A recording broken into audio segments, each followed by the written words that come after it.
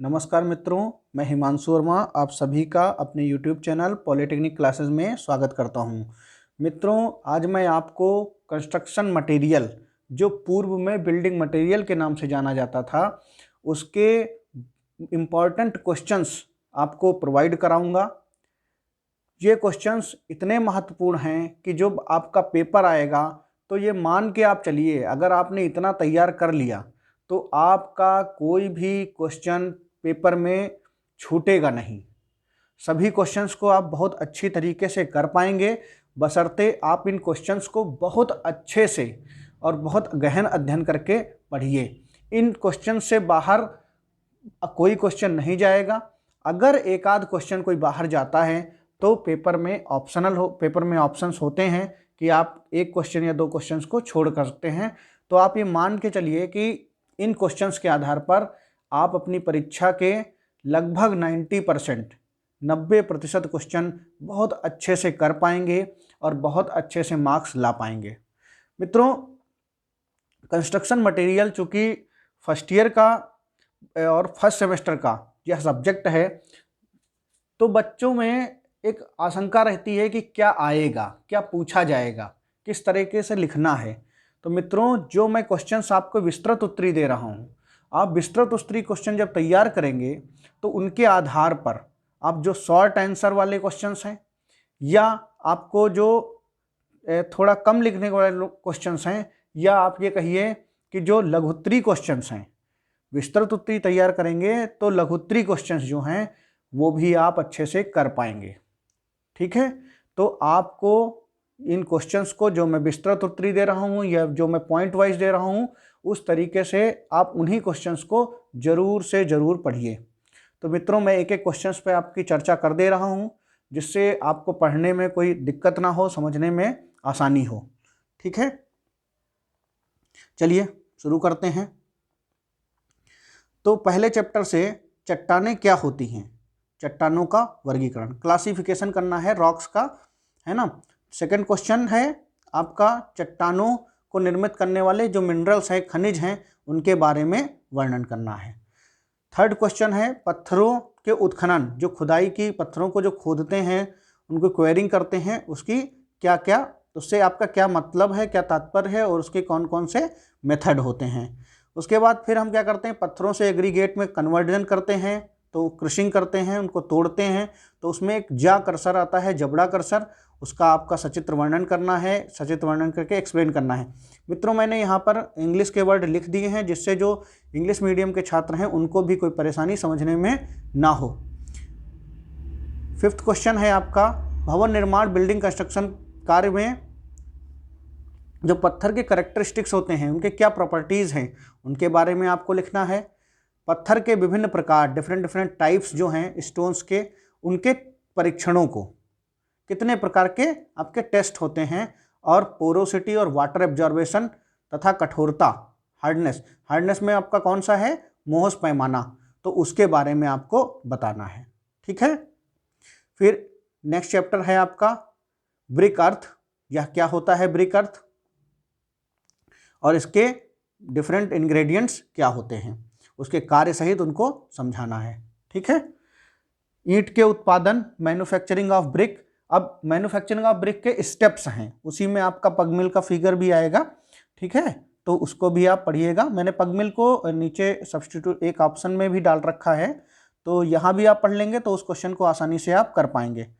उसके बाद बात करते हैं इलाहाबादी भट्ठा, इलाहाबादी क्लिंट। इसमें देखिए 3 टाइप के भट्ठे होते हैं, उनके चाहे जो नाम आ जाए, बिरामी भट्ठा आ जाए तभी आप इलाहाबादी भट्ठा करें लिखेंगे, असतत आ जाए तब भी आप इलाहाबादी भट्ठा लिखेंगे, है ना।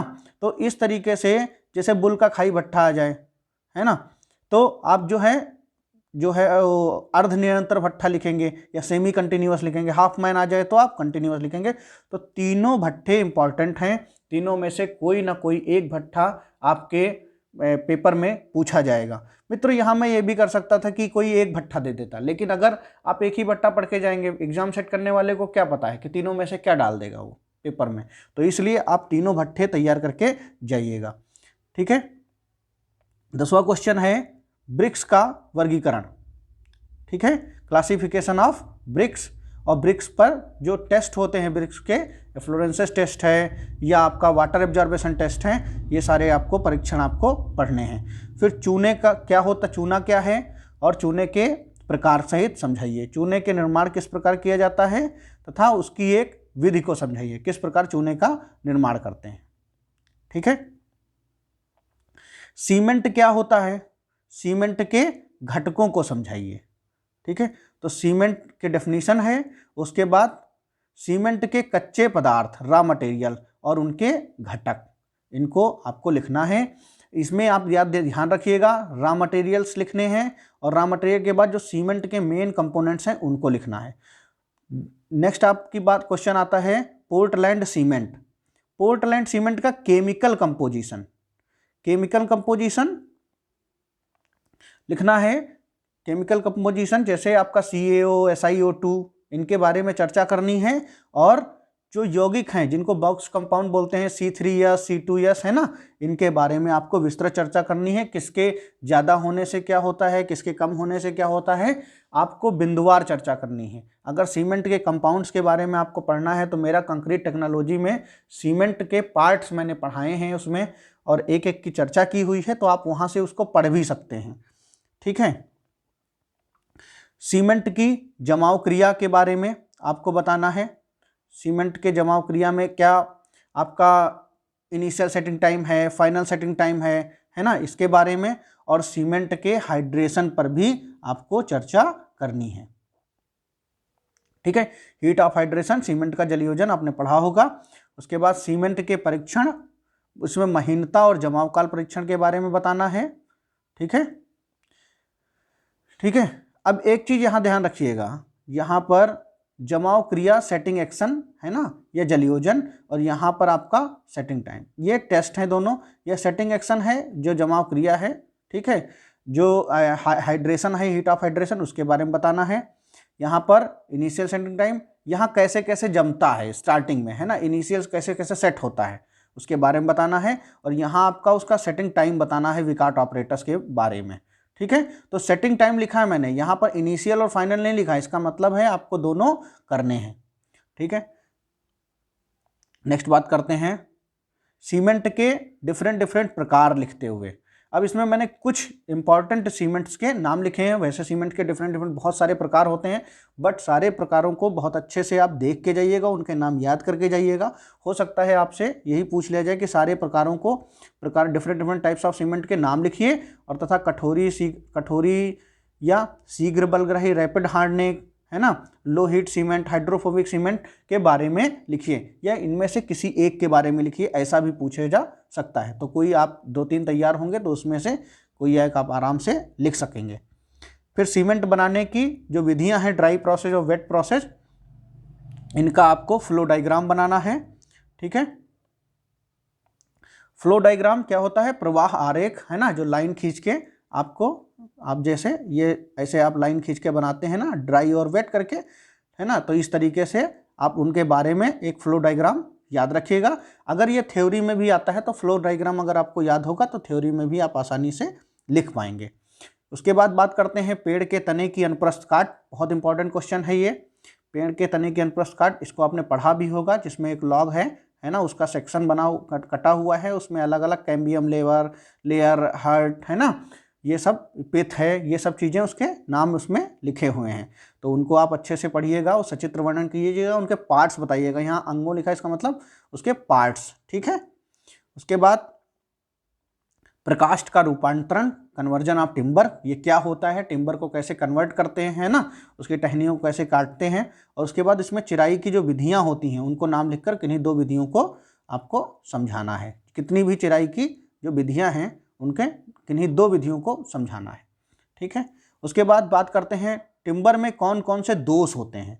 बहुत सारे दोष होते हैं, हो सकता है आपसे ये क्वेश्चन 1-2 नंबर में भी पूछ लिया जाए, है ना, टिप्पणी में भी पूछ लिया जाए, तो आप अगर लॉन्ग आंसर तैयार करेंगे तो टिप्पणी भी कर पाएंगे और उसको विस्तार पूर्वक लिख भी पाएंगे। ठीक है, प्रकाष्ठ का संशोषण, सीजनिंग के टाइप और उनकी विधियां, है ना, तो यहाँ पर प्रकाष्ठ का संशोषण बताना है, सीजनिंग बताना है, और सीजनिंग की विधियों के बारे में बताना है, 2 विधियों के बारे में। नेक्स्ट है आपका पेंट क्या होता है, पेंट के इंग्रेडिएंट और उनके फंक्शन। ठीक है, उसके बाद बात करते हैं कि अच्छे पेंट में कौन कौन से क्या लक्षण हैं, उनकी कैरेक्टरिस्टिक्स क्या हैं, उनमें कौन कौन से गुण होने चाहिए। ठीक है, नई सरफेस, अब हम क्या करते हैं कि नई, तो आपने पढ़ा होगा कि नई सरफेस और पुरानी सरफेस पर कैसे पेंट करते हैं और उसमें कुछ प्रॉब्लम्स आती हैं तो उनको कैसे, उनका निवारण करते हैं, उनका कैसे उपचार करते हैं, है ना। अगर पुरानी सरफेस है तो कैसे आप पेंट करेंगे, तो उसमें कैसे उसको साफ करेंगे, कैसे पुरानी पेंट को हटाएंगे, तो इस तरीके से आप दोनों चीज़ों को अच्छे से पढ़िएगा। उसके बाद वार्निश क्या होता है और वार्निश के प्रकार, फिर ऑयल पेंट के बारे में और ऑयल पेंट के घटक को समझाइए, इनके प्रकार तथा गुणों पर भी चर्चा कीजिए। नेक्स्ट है आपका ऊष्मा एवं ध्वनिरोधी। देखिए ये चैप्टर्स बहुत इंपॉर्टेंट नहीं हैं 27 के बाद से, बट फिर भी इनमें से एक क्वेश्चन या दो क्वेश्चन जरूर आते हैं, तो इसलिए जब आपका 27 तक तैयार हो जाए अच्छे से तो इनको भी आप पढ़ लीजिएगा। तो ध्वनि, ऊष्मा एवं ध्वनिरोधी, हीट एंड साउंड इंसुलेशन पदार्थों के नाम लिखिए, इनके उपयोगों पर चर्चा कीजिए।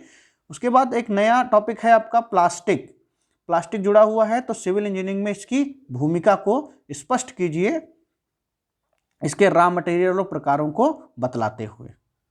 ठीक है, ये क्वेश्चन है। फिर जल रोधी पदार्थ, वाटर प्रूफिंग मटेरियल्स क्या होते हैं, वाटर प्रूफिंग मटेरियल्स के नाम लिखकर और किन्हीं दो जल रोधी पदार्थों के बारे में चर्चा कीजिए या उनके वर्णन कीजिए, है ना। इतने में आपका कंक्रीट टेक्नोलॉजी के जो विस्तृत उत्तरी क्वेश्चंस हैं यहाँ पर समाप्त होते हैं। अब आपके आते हैं जब एक एक पॉइंट्स का क्वेश्चन पूछा जाता है या लिखते हैं कि इन पर संक्षिप्त में टिप्पणी दें। ठीक है, तो उन क्वेश्चन से मैंने अलग अलग चैप्टर से कुछ छांट के क्वेश्चन लिखे हुए हैं।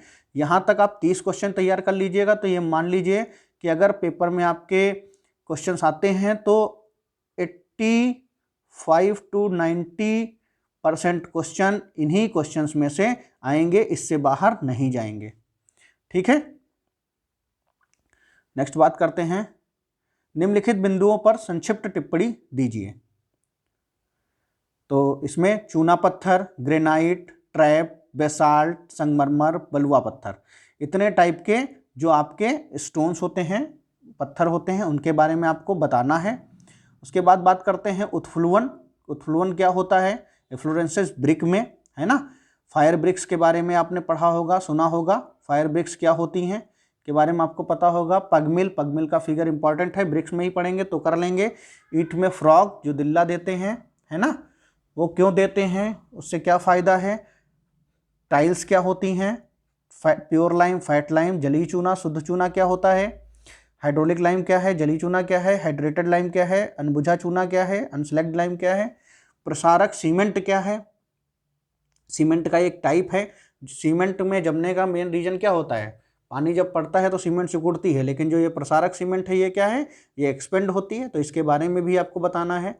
देन फिर हाई एल्यूमिना सीमेंट, है ना, इसमें एल्युमिना की मात्रा ज़्यादा होती है ना। फ्रॉस्ट एक्शन कर, फ्रॉस्ट जो एक्शन होता है उससे प्रतिरोधकता प्रदान करता है। क्रियोसेटिंग क्या होता है, जो आपका वुड का उपचार है उसमें, यहाँ पर क्रियोसेटिंग हो गया। वल्क वर्णक क्या है ना, वुड में या टिम्बर में आप ये कह सकते हैं। तारा सेक, तारा विपाट, ये क्या होता है। प्रकाष्ठ का अग्निरोधन, फायर प्रूफिंग ऑफ टिम्बर, है ना, कैसे हम उसका लकड़ी का अग्निरोधन करेंगे। फिर रेसा बोर्ड, फाइबर बोर्ड, प्लाईवुड और प्लाई क्या होती है या विनियर क्या होती है। उसके बाद बात करेंगे, एक प्लास्टिक में मैंने एक टॉपिक डाल दिया है जिसमें अच्छा खासा ये पूछा जाता है और लोगों को पता भी होगा, नॉन टेक का अगर कोई तैयारी कर रहा है या कहीं से पढ़ रहा है या हाई स्कूल इंटर में भी ये चीज़ें आती थी केमिस्ट्री में।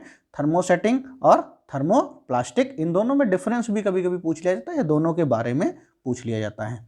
तो मित्रों, अगर आप इतना करके जाते हैं तो आप पेपर को बहुत अच्छे से कर पाएंगे, बहुत अच्छे से उसको पेपर को लिख पाएंगे। एक एक क्वेश्चंस में यह ध्यान रखिएगा कि जहाँ पर आवश्यकता है फिगर की, जहाँ पर भी अगर फिगर की आवश्यकता है तो आप फिगर जरूर बनाएं, और नामांकन की आवश्यकता है तो नामांकन भी करें। यह बहुत इंपॉर्टेंट है कि आप उसमें फिगर और उसका नामकरण करें। मित्रों एक बात और है जो मैं आपसे डिस्कस करना चाहूँगा, फर्स्ट ईयर के स्टूडेंट खासकर क्या करते हैं कि जो क्वेश्चंस लिखते हैं, क्वेश्चन लिखने के तुरंत बाद सीधे आंसर लिखना शुरू कर देते हैं। ऐसा नहीं, क्वेश्चंस यहाँ पर उत्तर लिखिए, उत्तर नंबर डालिए और उत्तर नंबर के बाद तुरंत जो है यहाँ से थोड़ी दूरी से लिखना शुरू कीजिए, जिससे हम एग्जामिनर को जो है वो पढ़ने में आसानी हो और बात को समझ सके। दूसरा एक और बात है कि जब भी आप पेपर देने जाएं तो क्वेश्चंस के जो आंसर हैं वो पॉइंट वाइज लिखने की कोशिश करें। मेरे आप सीटी के लेक्चर देखिएगा, अगर आपको सीमेंट पढ़ना है तो उसमें मैंने पॉइंट वाइज क्वेश्चंस के आंसर दिए हैं। तो आप भी उसी तरीके से अगर आप पॉइंट वाइज लिखते हैं तो एग्जामिनर को समझने में आसानी होगी, उसको ज़्यादा पढ़ना नहीं पड़ेगा, तो आपके मार्क्स मिलने की संभावनाएं अच्छी हैं। दूसरा क्या रहता है, अगर पॉइंट वाइज आपने लिखा है तो अगर आपकी राइटिंग ख़राब भी है तब भी जो एग्जामिनर है उसको बहुत अच्छे से समझ सकता है, पढ़ सकता है ना। तो राइटिंग के अगर ख़राब होने का इफ़ेक्ट पड़ रहा है तो उसके भी नुकसान से बचा जा सकता है।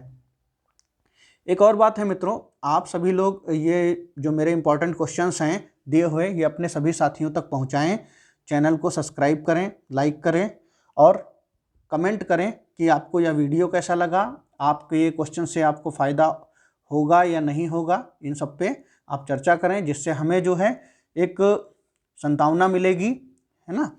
तो thank you so much, thanks for watching, धन्यवाद।